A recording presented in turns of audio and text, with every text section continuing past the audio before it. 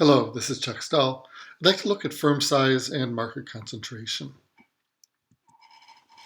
Economies of scale give a cost advantage to large firms. So small firms have higher cost and they can't efficiently compete. In the long run, small firms will be driven out of business. The result of economies of scale is we will have fewer firms, but all of the firms will be relatively large. We'll have less competition simply because there are fewer firms needed to serve the market. So the market becomes concentrated. Essentially, in the long run, only the efficient firms will survive, only those that are big enough to take advantage of all the cost savings. This idea is sometimes known as the minimum efficient scale. Minimum efficient scale is a firm that is big enough, at least, to take advantage of all the various cost savings. Minimum efficient scale means that the firm is big enough to compete in this particular market, that it will fully incorporate all the economies of scale. Now, if the minimum efficient scale is large relative to the market, we won't be able to support enough firms to be truly competitive. So economies of scale means large firms, which, unless the market is very large, means we'll have a small number of competitors. Let me run through just some numeric examples. If we have a market where there are people buying 100,000 of our product and the minimum efficient scale is 100, then we have a relatively competitive market in that the market would be able to support 1,000 firms of efficient size. If the minimum efficient scale was higher, we wouldn't be able to maintain as many firms. For instance, if the minimum efficient scale were higher at 500, this is what the firms would need to produce to be taking advantage of the economies of scale, we could only have 200 firms of efficient size in the market. This is still relatively competitive, but not quite as competitive as in the first case. If we had large economies of scale, the minimum efficient size might be 10,000 units per year. In that case, dividing 100,000, what the people are interested in buying, by the 10,000 leaves us only 10 firms. This is far from competitive. This would be an oligopoly where each firm had a significant portion of the market share. And of course, that's not the maximum possible minimum efficient scale.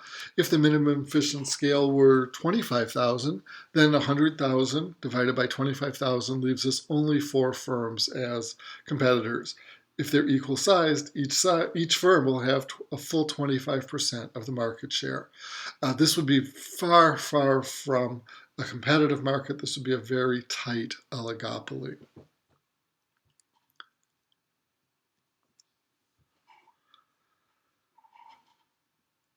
This leads us to the idea of market concentration. How much of the market is held by the 4 largest firms? We could look at the numbers we have here and say, well, the 4 largest firms in the case with the very large efficient scale, where we have only 4 firms, that they would have 100% of the market. But it won't always be true that the firms each have equal market share. So let me look at a particular measure that is better than simply looking at the number of firms in a market. And this is market concentration. If we look at something like sports shoes, there are hundreds of separate manufacturers, but most of them are important. The big firms, Nike, Adidas, and so forth, control the largest fraction of the overall market for sports shoes. So if we wanted to measure that, we would use one of the measures of market concentration.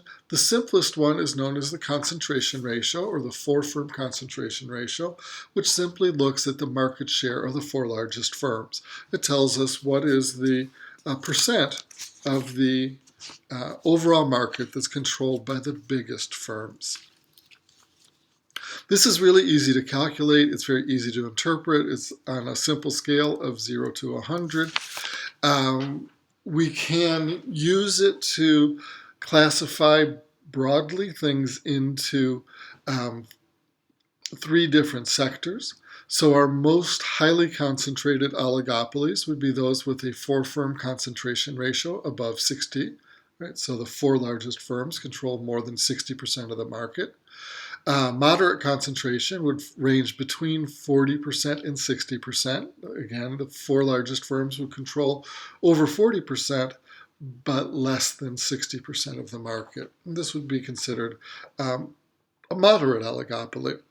And then the lower category here, which still could be a loose oligopoly, would be the relatively unconcentrated industries where the four-firm concentration ratio is lower than 40. We can look at a few examples of types of industries that fall into these categories. So if we look at the highly concentrated sector, we can see some tight oligopolies. These are all U.S. Figures. Right, that in automobiles, the four largest firms control 75.5% of the market. In aluminum, the four largest firms control 85.3% of the market. And in cigarettes, the four largest firms control 95.3%. These are all very tight oligopolies, probably because there are large economies of scale in these industries. If we look at other industries, we can find some that fall into that center category. So if we look at butter on a national level, the four largest firms control less than 60%. Gloves, the four largest firms control less than 50%. And if we look at printing ink for commercial printers, the four largest firms control 54%. Again, these would be oligopolies, but not as tight an oligopoly as the most concentrated ones. We can also find firms that are relatively unconcentrated. So if we look at textile mills in the United States, the largest four firms control less than 14%. If we look at furniture, the four largest firms control less than 20%. And if we look at sawmills, the four largest firms control less than 15%. And again, there may still be not a perfect competition in these industries, in these markets, but they're certainly less concentrated, less oligopolistic than the other industries that we just looked at.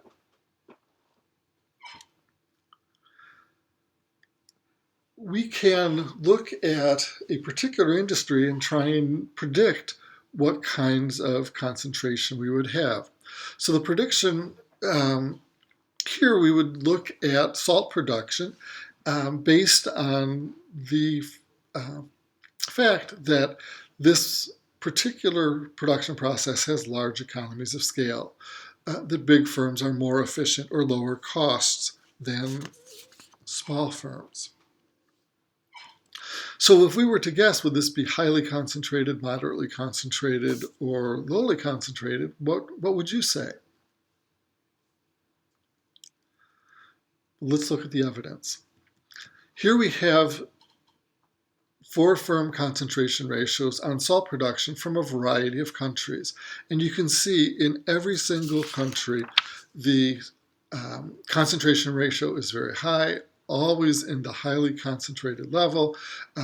In France, nearly 100%, Germany, 93%, Italy, 80%, United Kingdom, the highest at 99.5% of salt production by the four largest firms, and the United States, four-firm concentration ratio, still very, very highly concentrated at 82%. When industries have very high concentration, they may perform differently than more competitive industries. This has been Chuck Stull for Kalamazoo College. Thank you for listening.